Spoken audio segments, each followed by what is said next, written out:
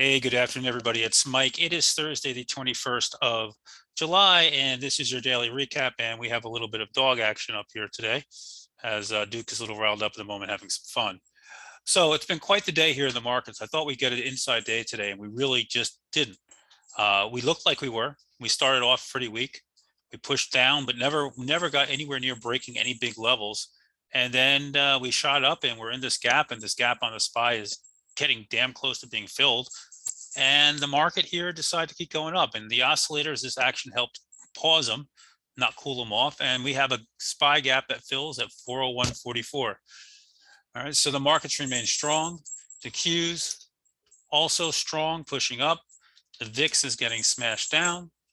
All right, so you have a lot of good things going on here. Bonds perked up a little bit today, and the market is basically saying, we're okay. The market seems to be shrugging everything off right now. Earnings have been decent so far, not great, but decent.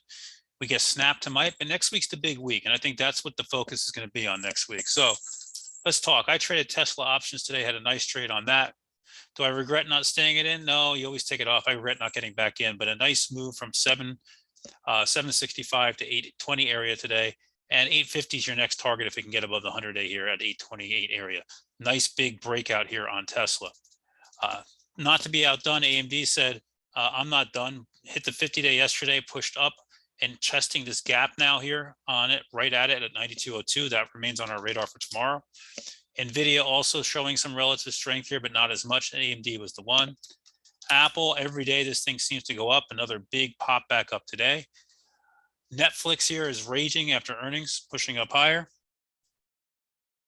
Sorry, checking to see where he went. That gap is at 248.70. We're all keeping our eyes on that. There was flow in Ribbon. I caught a nice trade off of that. Oh, sorry, I did not catch a nice trade off. There was news in Ribbon, traded Ribbon yesterday. And then PayPal had news. It had a ton of flow to it, and then news on Ackman taking a stake and talking to him. And I caught two nice little quick trades off of that and that big opening pop. Boeing put in a new highs here just a little while ago, and it's also pushing up.